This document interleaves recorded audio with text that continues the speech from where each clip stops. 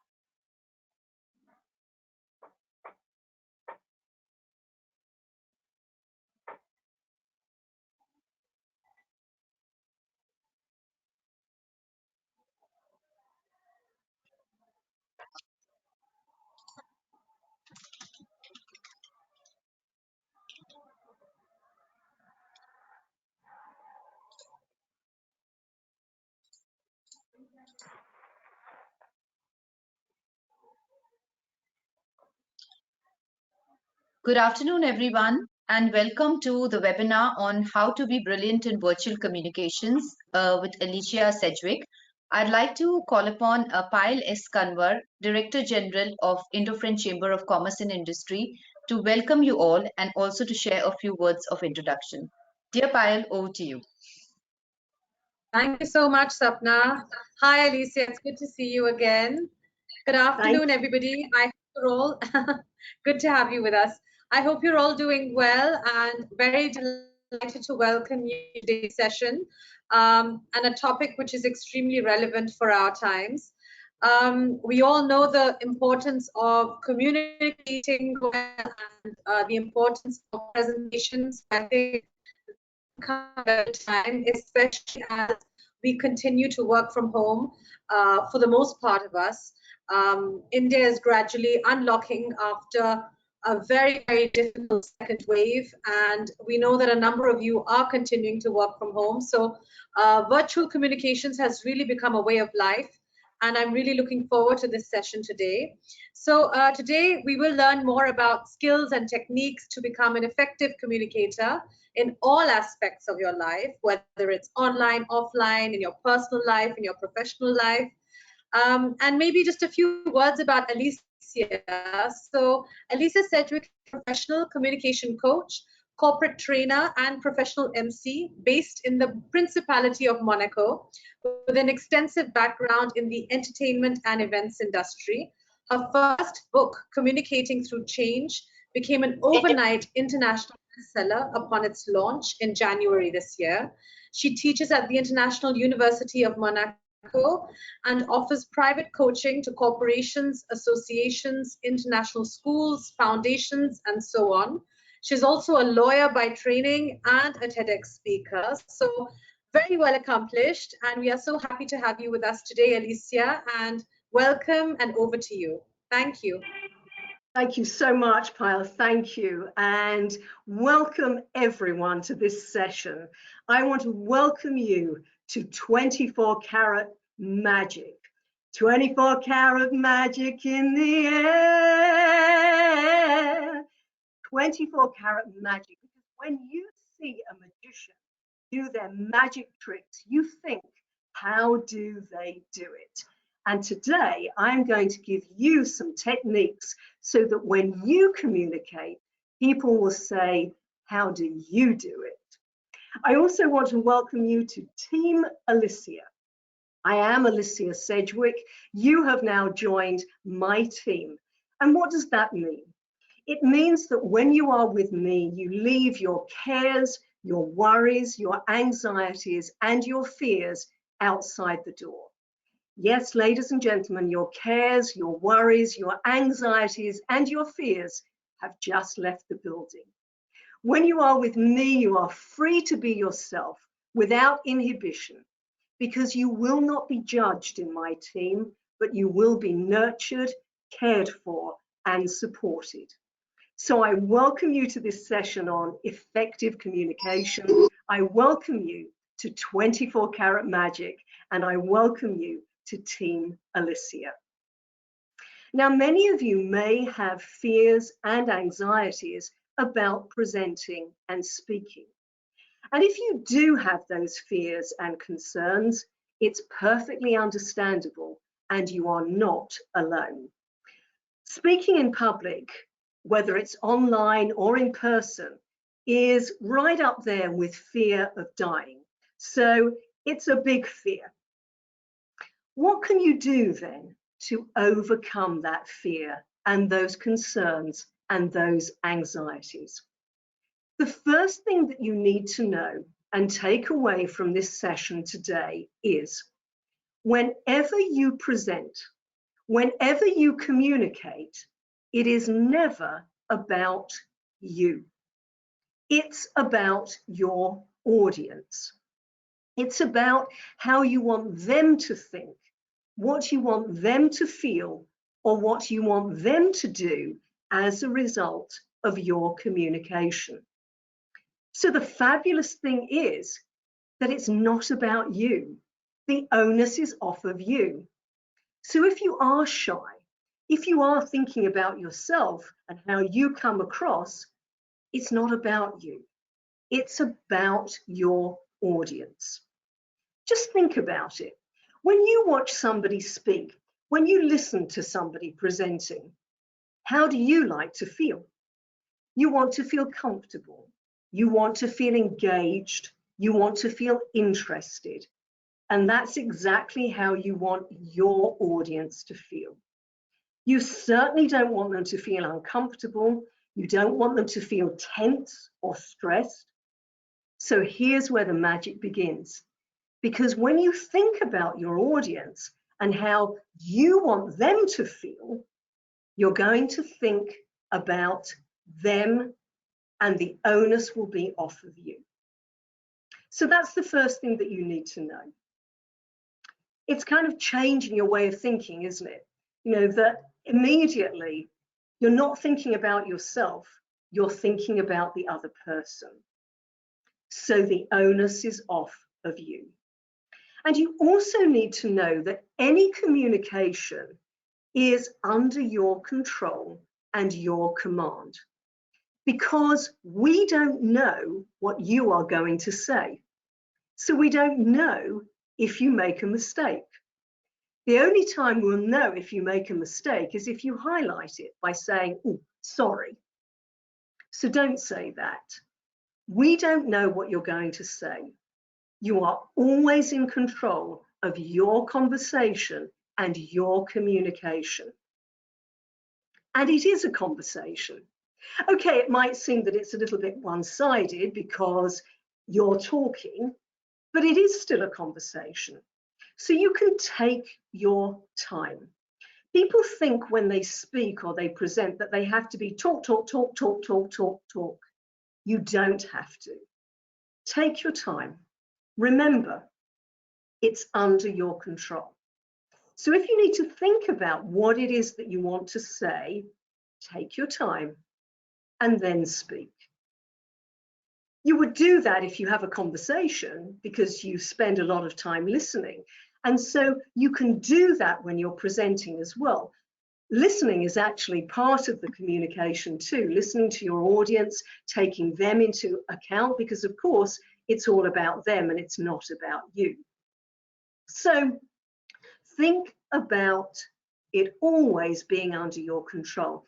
And it's also about changing the language, because, you know, if you say, gosh, I'm really apprehensive about this, I'm really afraid about it, I'm really nervous about it, you're going to be afraid, nervous, and apprehensive. Change the wording.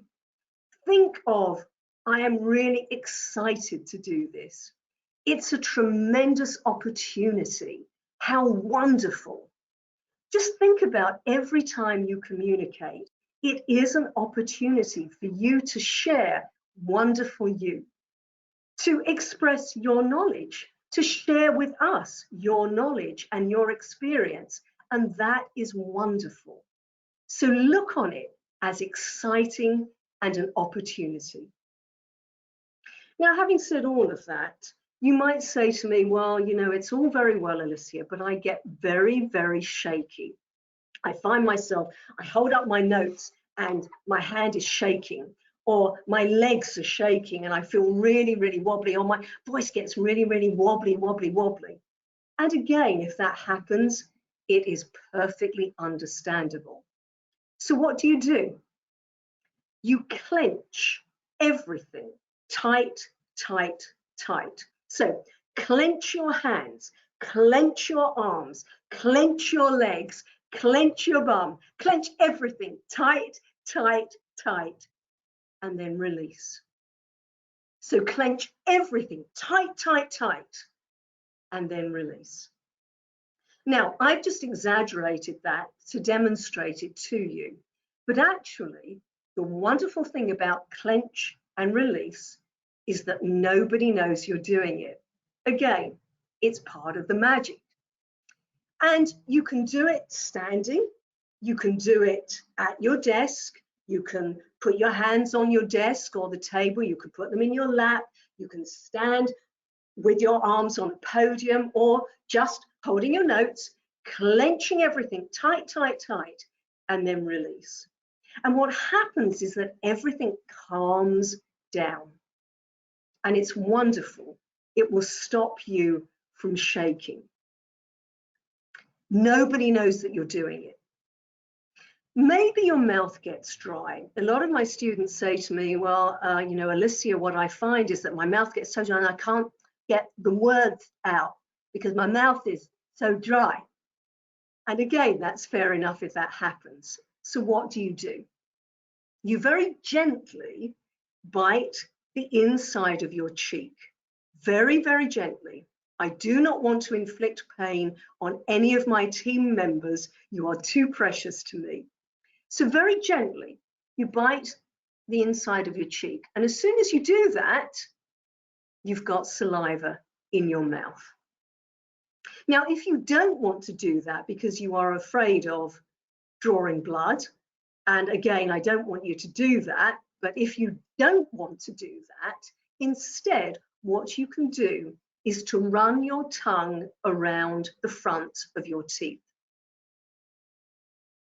Now, again, I've just exaggerated that for you. Okay, maybe you're all doing that. I hope that you are. What you will find is that immediately, again, you've got saliva in your mouth. And the great thing about that too is that nobody knows that you're doing that. Nobody knows you're biting the inside of your cheek. Nobody knows that you're running your tongue around the front of your teeth. You do it very quickly. Nobody knows you're doing it, but it gives you the saliva in your mouth. Now, some people find that instead of having lack of saliva in their mouth and they have a dry mouth, that they actually have too much saliva. So they're sort of spitting into the camera or into the audience. Not very pleasant.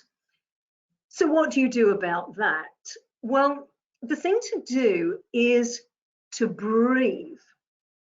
And this is something actually that we forget to do when we get very anxious and when we get stressed. And when you breathe, you take the breath in and you take the breath out. It actually calms down as well, not everything, as well as everything in your body, in your system. It actually also stops that overflow of saliva in your mouth. So what you need to do is to breathe. And we need to remember to breathe anyway. And the way that I give my students, young and slightly older or younger, is to breathe in for 7. So you take a breath for 7. 1, 2, 3, 4, 5, 6, 7. And you breathe out for 11. 1, 2, 3, 4, 5, 6, 7, 8, 9, 10, 11. So breathe in for 7 and breathe out for 11. And if you do that a few times before you speak, it gets you into the rhythm of breathing. But the thing is as well that we do not take the breath from our chest or throat. So we don't breathe in by going,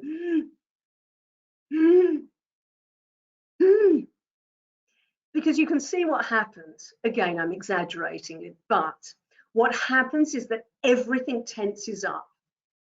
And when we speak, when we communicate, we need to make sure that everything is relaxed. So we don't want to produce any tension in the body.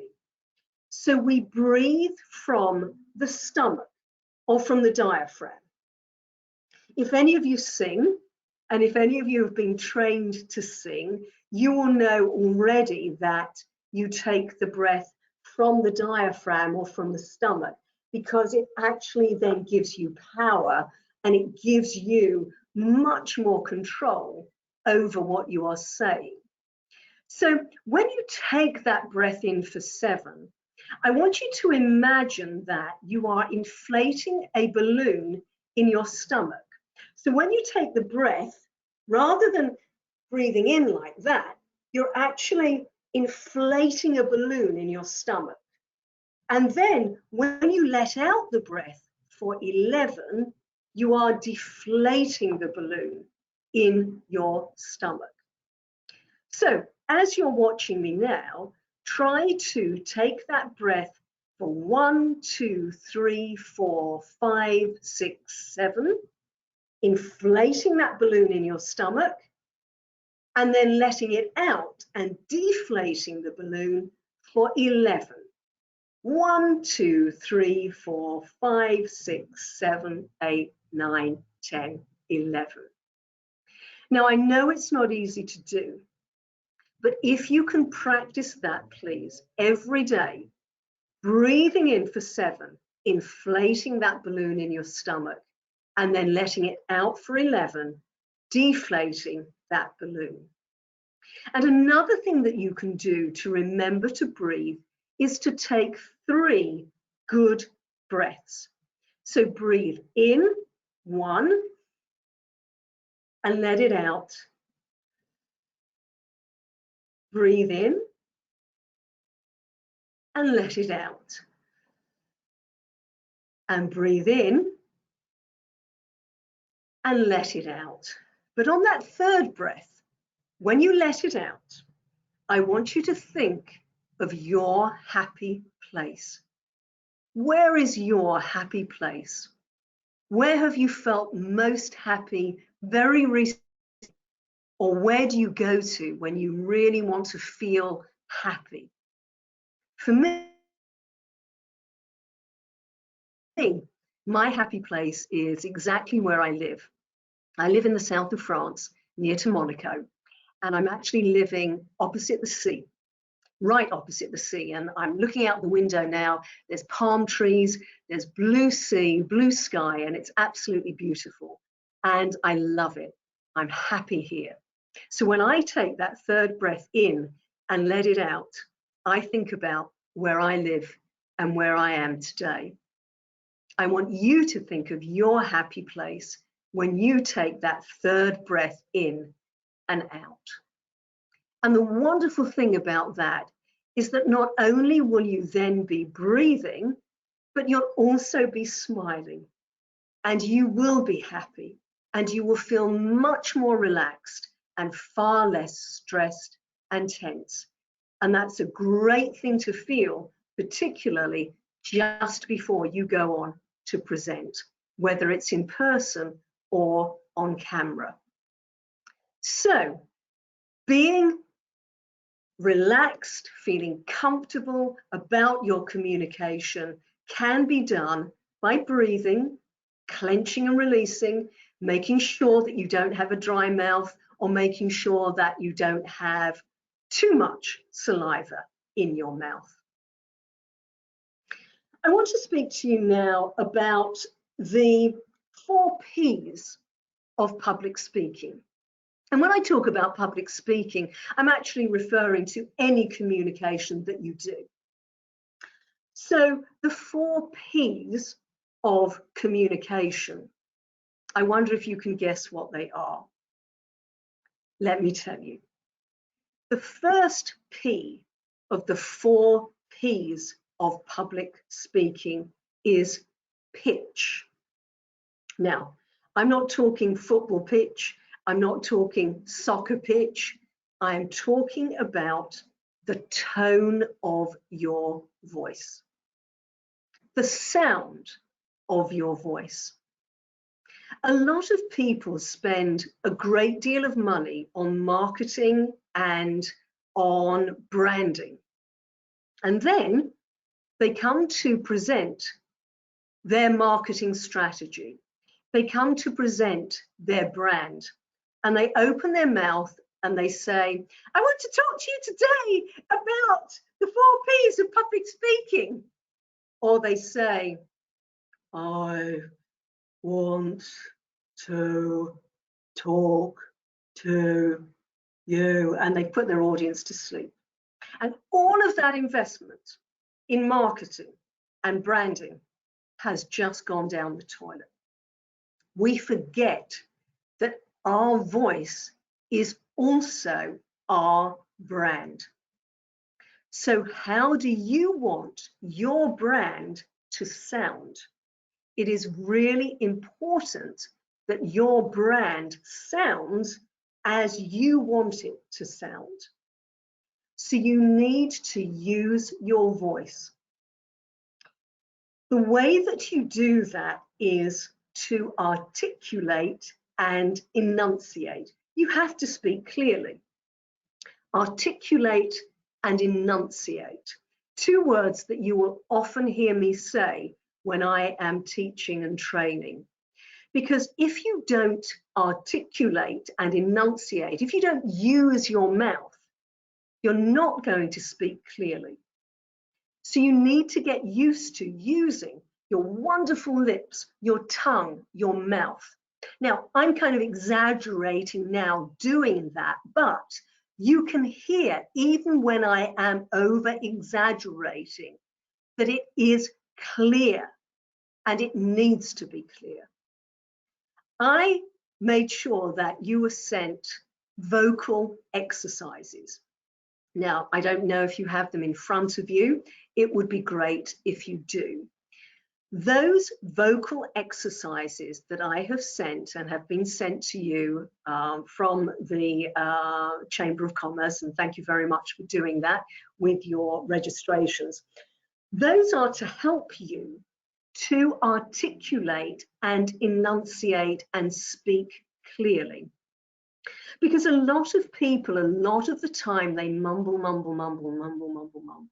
Speak under their breath, mumble, mumble, mumble, mumble, mumble. And that's not good. You need to speak with strength. You need to speak with clarity. And the way that you do that is to exercise your voice. It's a muscle, like every other muscle in your body. And so you need to exercise it. So today, ladies and gentlemen of Team Alicia, you are now vocal athletes. And every day, just as you do your gymnastics, just as you do your exercises for other muscles in your body, today you are going to start to exercise your voice. And you will do those vocal exercises every day. Even if you do them for 5 minutes or 10 minutes a day. Because in doing that, you will learn to speak clearly, and you will also strengthen your voice. A lot of people speak and the voice is a little bit scratchy and a little bit high and maybe just a little bit shaky. The way that you do strengthen your voice and make sure then that it isn't scratchy, it isn't shaky, and it's strong and clear is to do the vocal exercises. Because then what happens is that the vocal folds are going to strengthen and they will be tighter, like every other muscle in your body. And so you will speak much clearer. But it's not only speaking clearly, it's also speaking with expressiveness. You know, there's nothing worse, is there, than somebody speaking on one level, on the same tone, and it's just monotone. Stanford University did some research, and they researched into communication effectively. And what they found was about 58% of your effective communication is in physiology, the way that you use your body. And 34% was in the expressiveness of your voice. It's in the tone of your voice. And the rest, that very small percentage, is in the words that you use. So what does that tell us? It tells us that it's not what you say, it's how you say it. So you need to say it expressively, with variety. I want you to think of your voice as walking up the stairs and then staying on the landing and then walking down those stairs. So you can see that there's a rise, it stays on a level, and then it comes down. Now, you're not going to be speaking up, along, down, because that would be ridiculous. but at the same time, it gets you into a pattern of speaking with variety. And that's what you need to do. Now, one of the vocal exercises that I've given you, and I'm just turning to look at mine, on the sheet, it's number 8. And it is, Betty bought a bit of butter, but she found the butter bitter. So she bought a better butter to make the bitter butter better. Now, if you have those vocal exercises in front of you, as I'm saying it, say it with me. It's Betty bought a bit of butter, but she found the butter bitter. So she bought a better butter to make the bitter butter better. And what I want you to do when you say that exercise, I'm sorry, I'm kind of touching my glasses and I'm actually going to get my fan. I don't know how hot it is where you are, but it is extremely hot here. So forgive me, I'm just going to fan myself a little bit. So when you do, Betty bought a bit of butter, what I want you to do is to say it as if you are angry with Betty. And then I want you to do it as if you are sad with Betty. And then say it as if you are happy with Betty. So do it with different emotions and actually do a lot of the exercises with different emotions. It will help you to be expressive. And that's what we need, vocal variety. If you just take a moment and think about who it is that you like to listen to, I wonder who that is. And if you think about who it is that you like to listen to, maybe think, what is it about their voice? You know, I love to listen to Barbra Streisand as a singer. I also love to listen to Michelle Obama. I love to listen to Oprah. Now, these are all people who are very, very expressive. Barbra Streisand, when she sings, every word she sings is different. It has different phrasing. The Way We Were. Love that song. It's my signature song. She has different phrasing for every word. If you listen to Oprah, listen to Michelle Obama, they are using their words and they are emphasizing differently, same with Oprah, so that you get variety.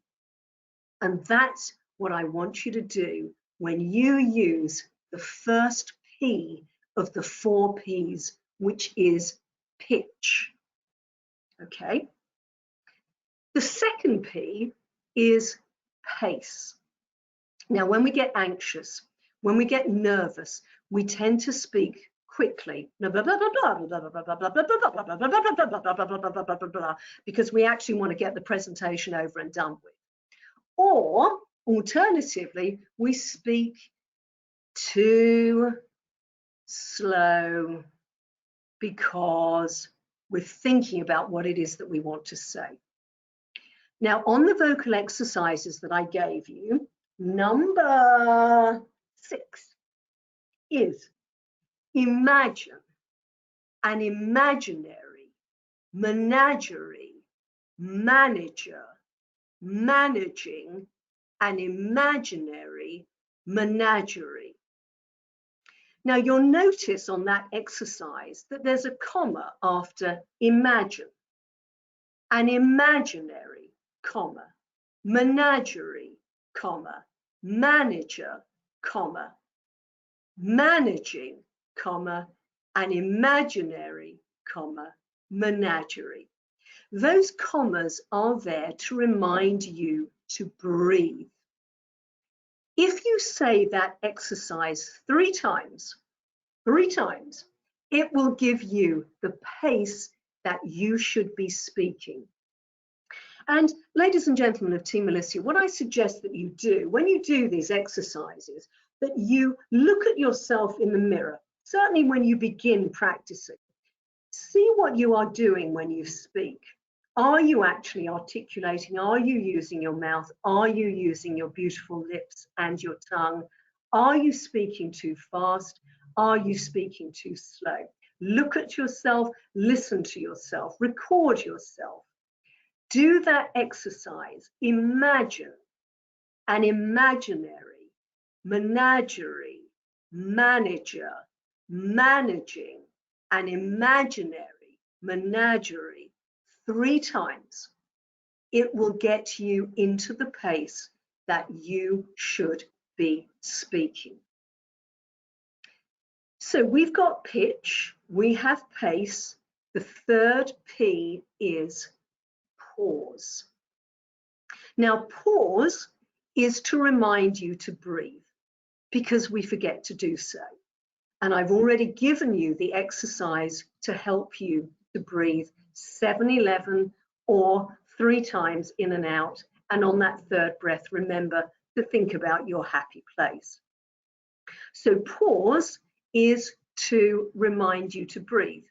It's also to remind you that you can stop talking. You don't have to talk all of the time. If you need to refer to your notes, if you need to think about what it is that you want to say, pause, think about it, and then continue. So pause is giving you a reminder that you can take a breath, think, and stop talking. Now, it can also be used for effect. If you think that you're losing your audience, what you can do is to stop and then continue. And in that split second that you have stopped, your audience will come back to you and you will get their attention back.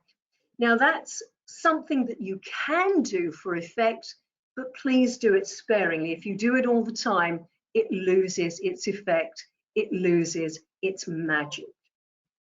So pitch, pace, pause, and the fourth P is power. I got the power! And you, ladies and gentlemen, have the power as well. You have the power because you are in control of your presentation. You have the power because you are using your voice effectively. And you also have the power in your power pose. What's your power pose? Okay, when you are standing, it is legs hip width apart, feet firmly on the ground, and your shoulders back and down. So legs hip width apart, shoulders back and down, and your hands by your side, or perhaps holding your notes in one hand, or maybe that you've got a podium, or maybe you've got a desk, you put your hands on the desk, but it is legs hip width apart, feet firmly on the ground, and your shoulders back and down. That's if you're standing. If you are seated, because you are on camera and on your laptops or your computers or your phones, it's the same power pose, but seated. So it's feet firmly on the ground, legs hip width apart, and your hands either by your side or in your lap or on the desk. That way, you are coming across as powerful, and you have the power, which is that fourth P. So the 4 Ps are pitch, pace, pause, and power. Now, how do we apply those 4 Ps when we are on camera? Well, of course, whether we're on camera or actually if we're speaking in person, we've got to have variety in the way that we speak. It's always good to use the lower register of our voices rather than the higher register. And particularly when you are on camera and you are online, try to use the lower register of your voice rather than the higher. And also try to not go up at the end of the sentence. Don't go up at the end of the sentence. It makes you sound less assured. it makes you sound less commanding. My Australian students have difficulty with this. If you listen to Australians, they speak and they go up at the end of the sentence and they say, have a good day. And unfortunately, it does actually make them sound less commanding, less interesting, and less trustworthy, actually. So as much as you can, train yourself to go down at the end of the sentence and use the lower register of your voice. If you do the vocal exercises every day and you strengthen your voice, you're going to find that it will be less high, it will be less scratchy and shaky, and so naturally you're going to be using a lower register anyway. But as you are training yourself, be very aware of that, particularly on camera. And also when you are on camera, you do need to be enthusiastic and upbeat. A camera is always going to dull you down, and so you need to be upbeat. When you, before you come on camera, before you do something online, I suggest that you do something that kind of peps you up, gets you going.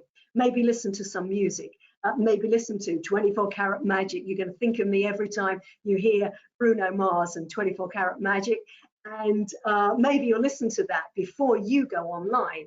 And it will pep you up, it will get you going. Maybe do the vocal exercises. And that way you're going to come on screen and you're going to be enthusiastic and smile. Obviously, appropriately, not when you're speaking about bereavement and loss, but smile when you can. And remember, as soon as you are on camera, just as soon as you walk into a room, you are seen. People see you and they've formed an impression of you. And the impression that you want them to form of you is that you are confident, in control, that you are warm, you are giving, and you are interesting, so that they will be interested and warm to you. So when you look at the camera, when you are online, I want you to think of me. And I want you to think of me smiling at you. And if you don't want to think of me, and it's fair enough if you don't, think about someone that you are very fond of, so that when you look in that camera, you are looking warmly. And that's what you need to do, so that your audience feels warm about you.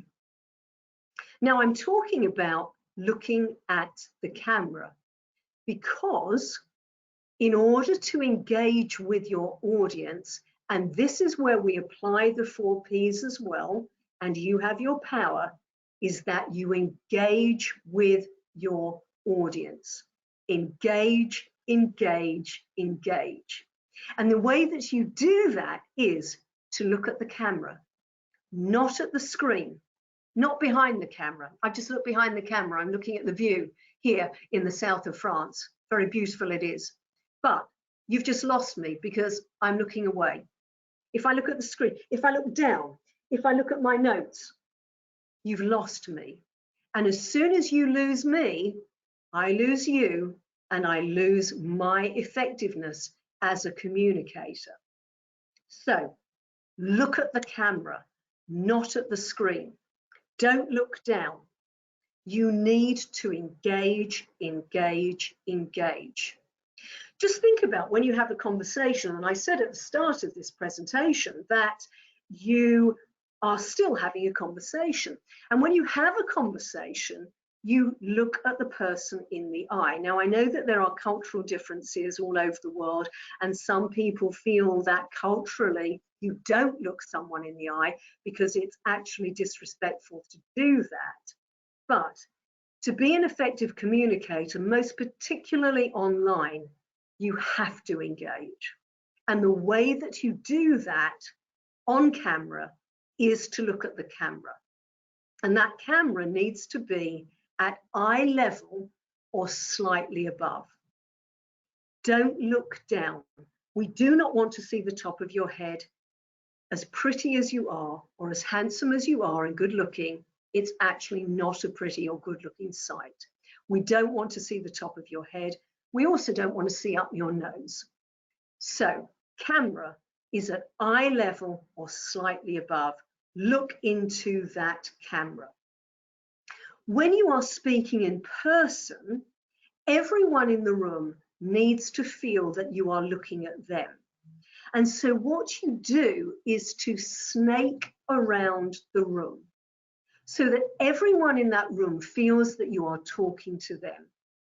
And if you don't remember snaking around with your eyes, not, like that, you're not moving your head or your body, you're snaking around very effectively, and everyone will feel that you are looking at them. If you don't remember snaking, instead, say one sentence, look at someone in the audience. Say another sentence, look at someone else in the audience. Say another sentence, look at someone else in the audience. Now, you might say to me, Alicia, I am talking to a room full of people and they are in the dark. I can't see them. So how do I engage with them? And if you ask me that question, I would say, very good question, well done. But what happens is you will know where people are seated. You would have gone to the venue when you are speaking.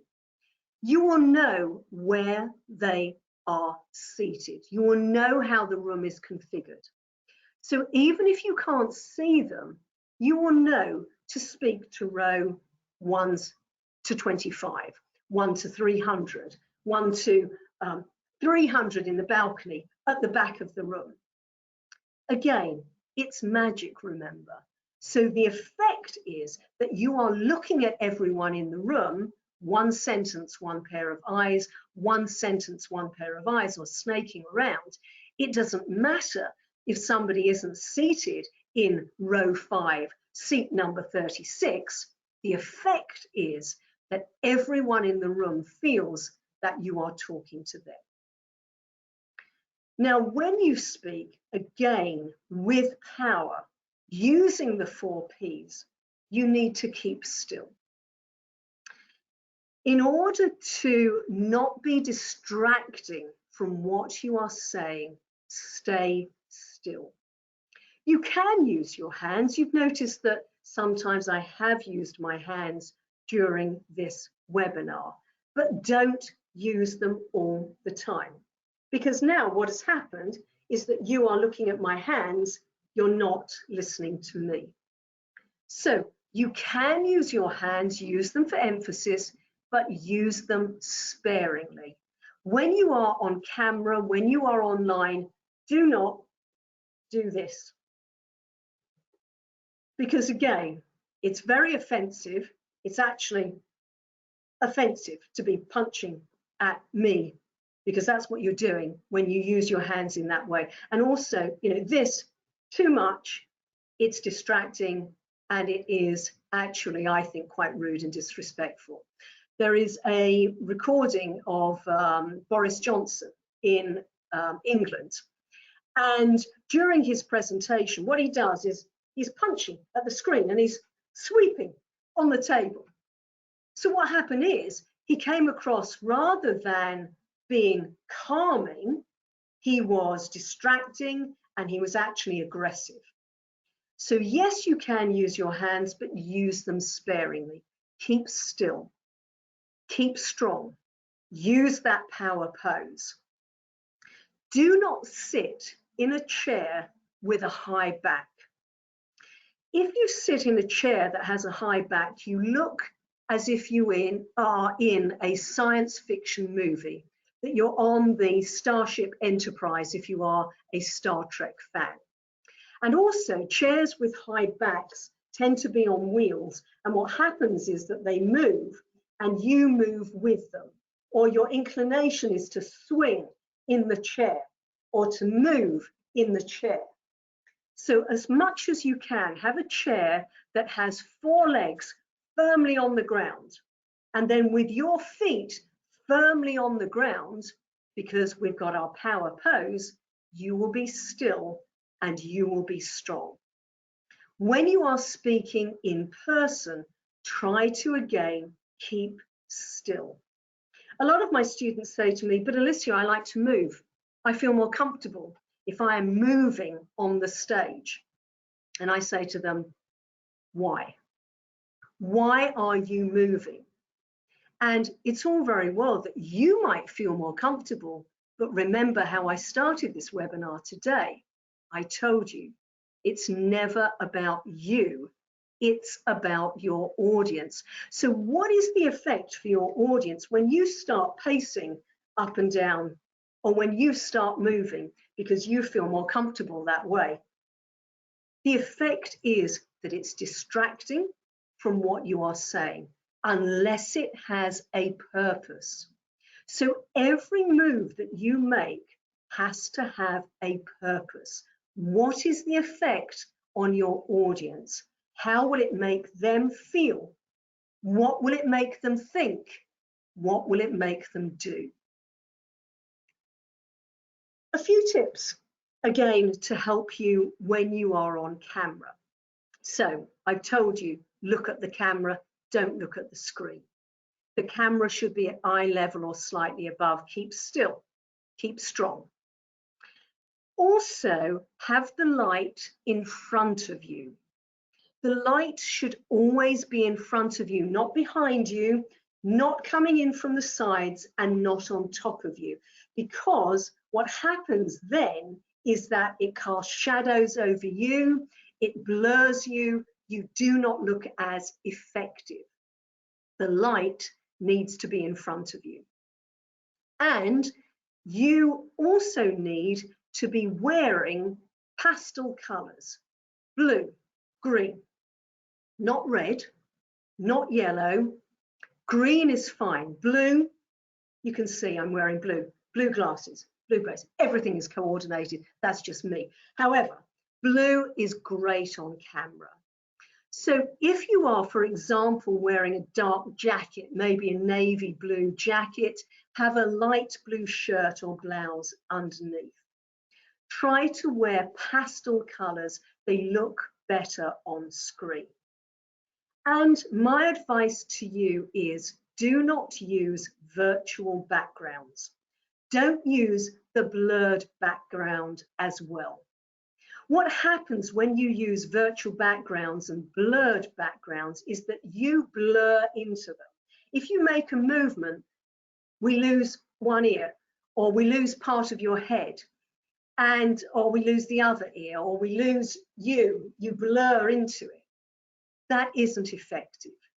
So my advice to you, don't use virtual backgrounds, don't use blurred backgrounds. Your background needs to be clear and uncluttered, and the light needs to be in front of you.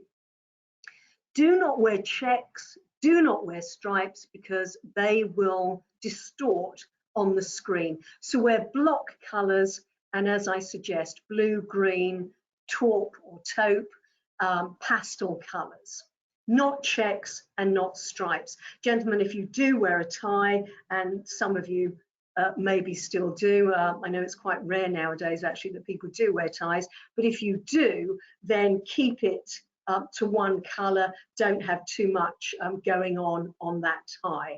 And ladies, and even gentlemen, you can wear jewelry, just not that it's again overpowering and that it becomes the focus on the screen or when you are speaking in person as well. So nothing that distracts from what you are saying, but enhances what you are saying. Another thing that I would say is to sorry, just referring to my notes, is not to eat when you are on camera.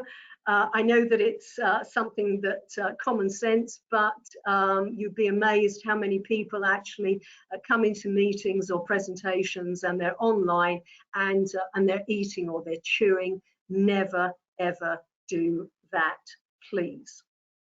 So engage, engage, engage, articulate and enunciate, and remember that it's all magic. It's 24 karat magic. And so in order to be an effective communicator, use all of the techniques and use the magic that I have told you about today. And remember, you are now a member of Team Alicia, and that is a lifetime membership. So I am always going to be here for you. And if you need to contact me, and I would love it if you do, you can go to my website, which is www.aliciasedgwick.com, or I am on LinkedIn, I'm on Facebook and Instagram as Alicia Sedgwick, Communications Coach. Now, I think that that's quite enough of me speaking. So I want to hear from you.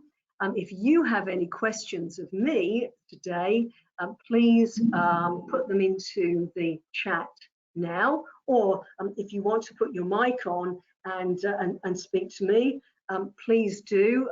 I'd love to hear from you. Any questions, anything that you would like to ask me?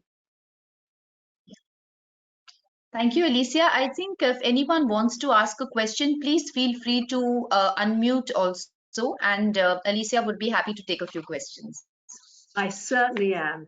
You know, one thing as well, actually, sorry, that I just wanted to say before you speak, is that when you are leaving a meeting online and or you're leaving a presentation, please tell the rest of the meeting that you are leaving. It's actually a really pleasant way of communicating during an online meeting. If you have to leave, even if you write in the chat, you say, you know, thank you so much for the meeting today. I have to leave now. I can be contacted at or whatever. But you know, I do think that part of the common courtesies, if you like, of communication and effective communication online, tell the meeting when you are leaving. I don't expect you all to do that today, but it's just something to bear in mind. Okay, who wants to ask me something? Go ahead. Speak to me. Hello, Alicia. This is Vikrant from India. I just want to know, understand, how important is the time management? So we have a time slots to the way you had 1 hour to give it to us. How important is that, and how well we can manage our time and try to communicate the best, best words or best content in a short possible time? Thank you. Yes, absolutely. Thank you, Vikram. That's a very, very good question, and thank you for asking that today. Time management is important in all of your communication. You know, if somebody says to you, okay, you have 5 minutes to speak, you need to speak for that 5 minutes. If somebody says to you, okay, the webinar today and you are presenting is going to be an hour, we want you to speak for an hour, you need to make sure that you speak for that hour. And the way that you manage your time is to prepare. I always say to my students, fail to prepare, prepare to fail. You have to prepare. You need to practice, practice, practice, so that you time yourself and you go through it. You write your presentation and you practice it. You write your presentation again, you practice it. And then you time yourself all of the time. You practice, practice, practice. Now, I advise you never ever to memorize your presentations. As soon as you memorize, you're going to be thinking about what it is that you want to say. And as soon as you think, your eyes are going to go up, or they're going to go down, or they're going to go to the left, or they're going to go to the right. So do not memorize, but practice. Get your presentations down to bullet points of what it is that you want to say. And then you can refer to those bullet points, and you would have timed yourself, and you will then manage your time accordingly. There's nothing worse than if you are in a meeting and you are speaking, and you're hogging the mic. Be respectful, be mindful again of your audience. So when you are in a meeting and you're answering a question or you're asking a question, be concise, be to the point, always think about your audience. Think about the effect for them, because it's never about you, it is about them. And when you're preparing any presentation, practice, practice, practice. Yes, time management is really, really important.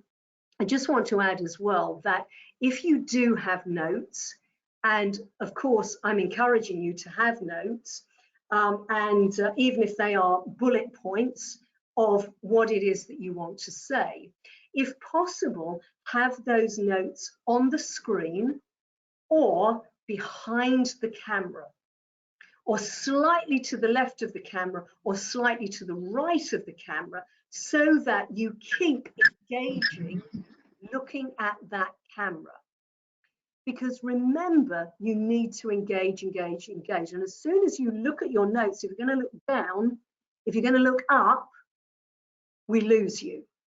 Similarly, when you are speaking in person, try not to look down at the notes, maybe have them on a podium so that they're slightly raised, or have them to the side. If you're holding your notes, hold them so that they are slightly to the side, at eye level or slightly above, so that you can glance at them and then come back to your audience so that you can snake around, or one sentence, one pair of eyes, and so on.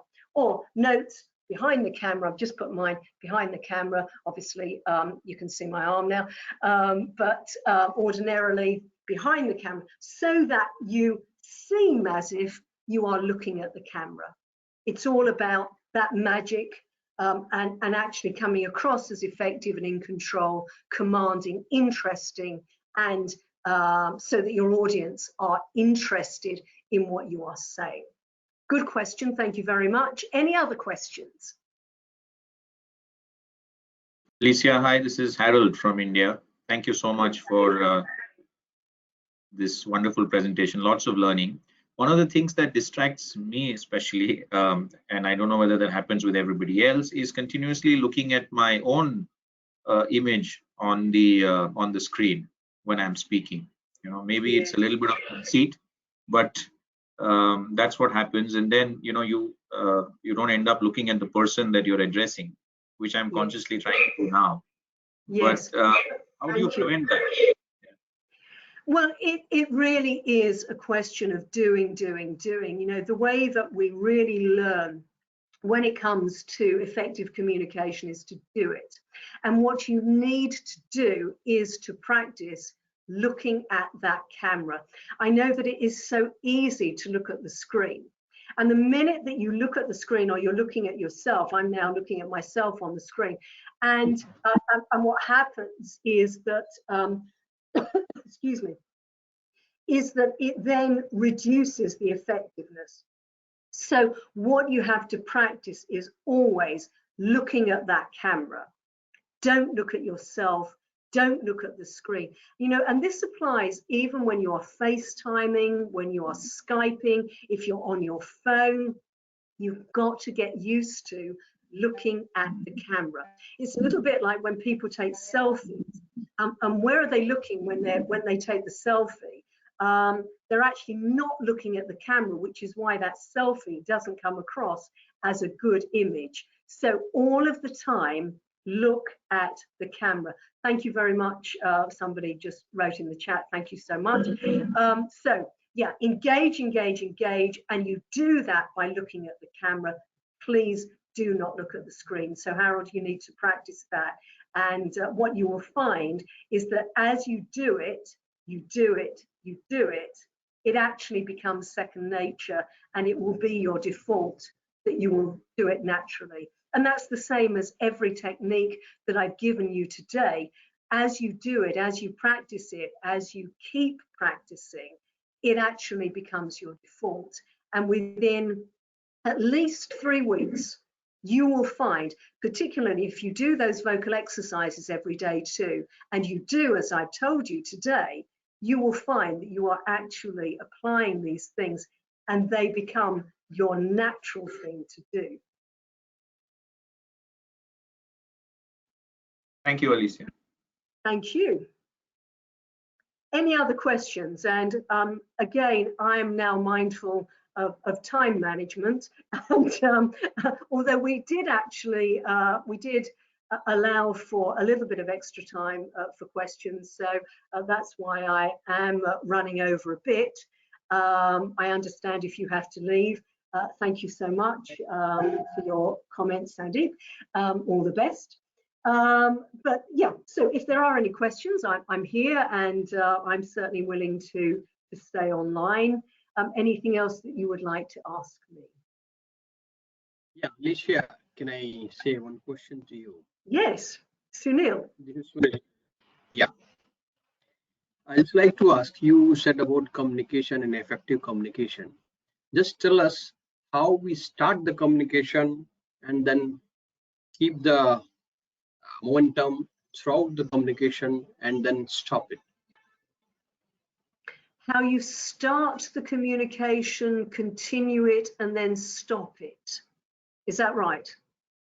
Yes, yes. Because sometimes it really becomes hesitancies to start it and then again to stop it. And we sometimes confuse whether we have completed or we have really communicated the content which we want to communicate. Yes, I think that it's important to always, thank you, Mega. I think that it's very important to always think about having a conversation. And how do you start a conversation? And think about how you usually start a conversation. And in that conversation, what you do. And part of that is that you listen, and you take the time to do that, and you observe. So I think that to answer your question, you need to start up the conversation in a way that you would normally start a conversation. So with a greeting or with an introduction. And then you continue that conversation in the way that you would normally continue a conversation. So maybe you might ask a question of the other person, and then you're going to listen to their response, and then you continue. And you always have time to think about your response. But during any conversation, you need to listen and observe. And that is applicable even if that conversation is a little bit one-sided. Thank you so much. I'm acknowledging the comments in the chat. Even if the conversation seems to be at one-sided because you're presenting, it is still a conversation. So I want you to take the opportunity to actually take your time to listen to your audience, to observe, and then to continue, and then to stop talking as well. And if you're in any doubt, ask your audience, is that clear? Did I make that clear for you? Did you understand that? Can I say it in a different way? Don't be afraid of having a conversation, interacting with your audience, even if it is online as well as in person. Thank you. Yes, always a member of Team Alicia. So I hope that explains and answers your question, Sunil. I think that it's very much about remembering that you are in control and in command, and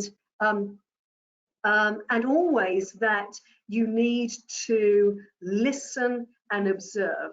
I think there was a question about how not to get carried away. Well, remember, it's not about you. It's always about your audience. You really have to be thinking about them. And so, you're not going to get carried away, because if you do that, it's not going to be interesting for your audience, is it? So always think about your effect on your audience and how you want to feel when you are observing, when you are listening. And that's the effect that you want to create as well when you are speaking and presenting. Thank you so much for your comments in the chat and your thanks. Thank you so much for joining Team Alicia and being part of Team Alicia. Thank you so much. Any other questions? Was that okay, Sunil? Did I answer it clearly for you? Yeah, correct. Can I ask you another question? Sure. Last one.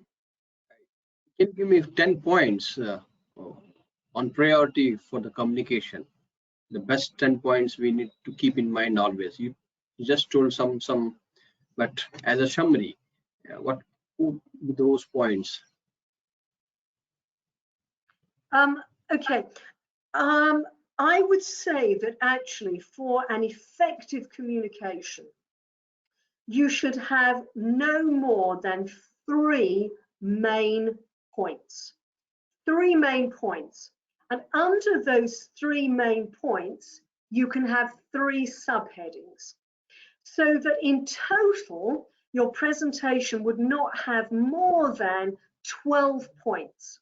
Because if you say anything more than that, it's going to be too much for your audience to absorb.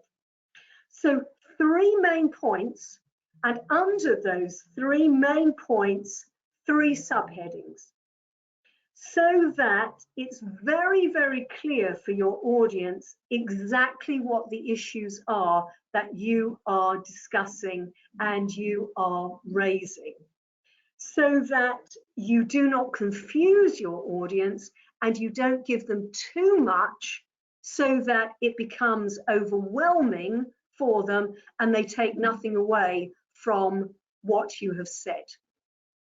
I'm just looking at the chat, forgive me, which is why I'm looking at the screen.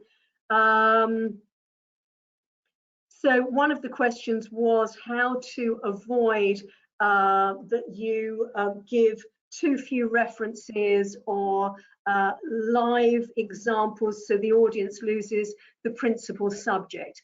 Okay, so again, I would say to you and advise you 3 main points, 3 subheadings under those 3 main points so that your whole presentation doesn't have more than 12 points, because otherwise the audience are going to lose exactly what you are saying and the points that you are making. So hopefully that helps.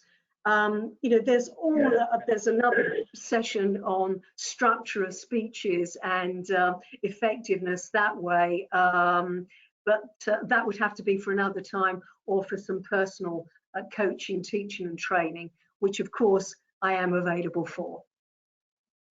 Yeah, okay, thank you. You're very welcome. Thank you for your questions. Alicia, hi, this is Kunal. Hello. Hi, I wanted to ask you, is there an ideal distance that you should be sitting from the camera, or how far should you be when you're talking on the camera? Because I think at times it's very important. Yes, great question. Thank you for asking that, because it reminds me that you need to be centrally framed when you are on camera. So you need to be in the center of the frame like I am. There has to be a distance, a little distance between the top of your head and the top of the screen. So centrally framed, little bit of distance between the top of your head. Excuse me, just need to take a sip of water. I've been talking for too long. I'm so sorry.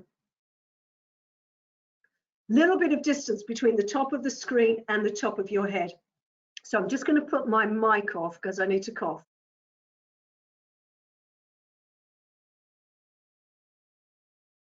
Sorry about that. And you don't want to be like this on top of the camera. So the distance that I am from the camera now is the distance that you need to be. I mean, obviously so that you can be heard and that it picks up the sound, but really you can lean in, but You don't want to be too far back. As soon as I've leant back, completely different impression.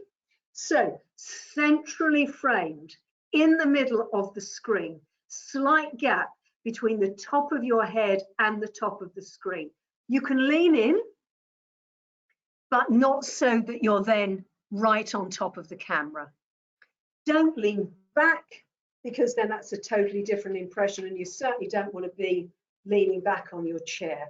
So as I am positioned today, that's where you need to be. And just think of it as being centrally framed, slight gap between the top of your head and the top of the screen.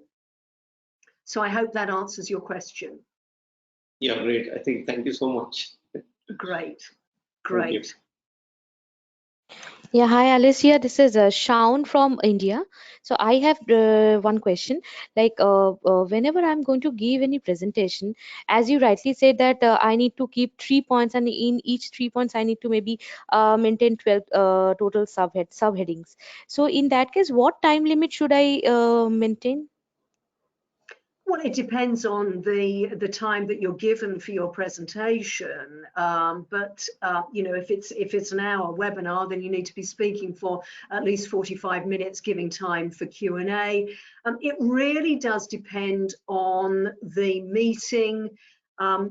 Mostly, you'll have an idea of how long you should be speaking, and you know, in any meeting, you've got to be regarding and mindful of other people in that meeting and how long are they going to be speaking for.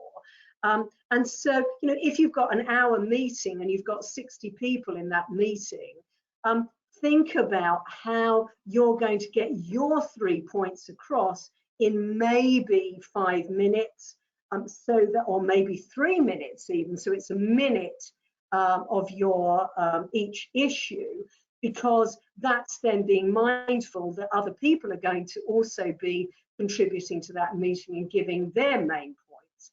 So it really does depend on the structure of the meeting, and if it is a presentation, if it's a webinar, if it's in person, if it's on camera. Most of the time, I think actually the good thing is that you really know the timing of the meetings. So, and maybe you know how many are going to be there participating. So you have a very good idea really of how long you are going to speak for. And just be very mindful of that and practice in that time so that you're not overrunning, or also that, you know, it's not too short as well. Okay, got you, ma'am. And my just last question is, maybe in case of virtual meetings, is this at all advisable to speak? I mean, to stand up and speak? I mean, or do I need to sit in a comfortable position? Then only I need to speak. Is that when you're online? Yep, yep. Yes. Some of my students actually prefer to stand up rather than being seated, and that's quite fair enough. The only thing is that if you are standing up and you've got an hour when you are presenting, just be very aware that you're going to be standing for an hour. And what happens is, I've noticed with some of my students that during that hour, they then start sagging, and then they're sort of leaning, and they go down on one leg or the other leg. So, you know, it's all about power, as I mentioned in the webinar today.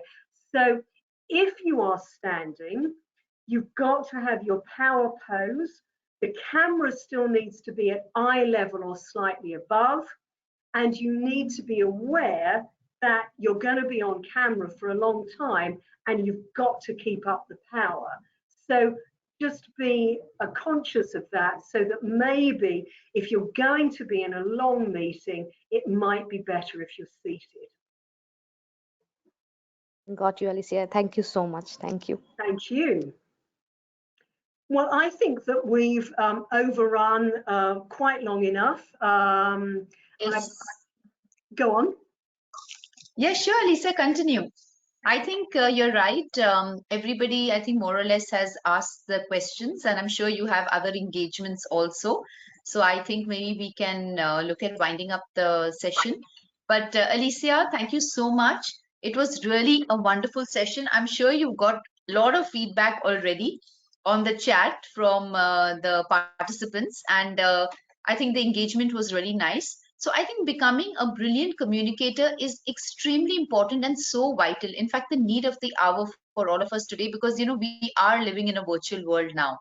And Alicia, we really appreciate your time, the efforts you've taken to share such wonderful tips with us, on how we can communicate virtually. The tips like, I think, the 4 Ps, our body language, how we present ourselves, I think the background setting, and I think the voice exercises that you've given, everybody should, I think, including all of us, we really need to go back and use them, to practice and make ourselves good communicators. So I think the purpose of the session, yes, absolutely. And the purpose of the session is, to use these tips, Alicia, so that, we can engage better with our audiences, be it, in our personal spaces, our professional spaces. I think the idea is really to become those excellent communicators. And I'm really sure the participants have also taken away great ideas and suggestions, and they are going to, apply them. I'm sure about that. And Alicia, you already shared your website. So of course, people can engage with you. But I'd also like to add that we are happy to organize any corporate trainings and sessions in partnership with Alicia. And if anybody would be interested, to do a more detailed session and to get more coaching and insights, Alicia would be really happy to, do a workshop, which could be a couple of hours, 3-4 hours also if needed. And we can definitely take it forward. And IFCCI would be happy to coordinate. So thank you everyone so much. And I also want to thank the participants, most importantly. Thank you for your overwhelming response, your interest and enthusiasm to be a part of the session today. So it was really lovely and wonderful to have organized this. And we really wish everyone a wonderful day, and please stay in touch. Thank you so much, Alicia, once again from IFCCI. Thank you. I do too. Thank you so much, everyone. And thank you so much, Sapna, too. And yes, I would be delighted to help. And the great thing about this 24-karat magic and being part of Team Alicia is that you can apply it not only virtually and online, but also in person, as Sapna rightly said. So in-person presentations in all of your communications, personally and professionally. And please do apply them and practice. Thank you all so much. Have a great continuation of the day, and it's been lovely to meet you and to have you in my team. Thank you. Thank you, everybody. Thank you so much.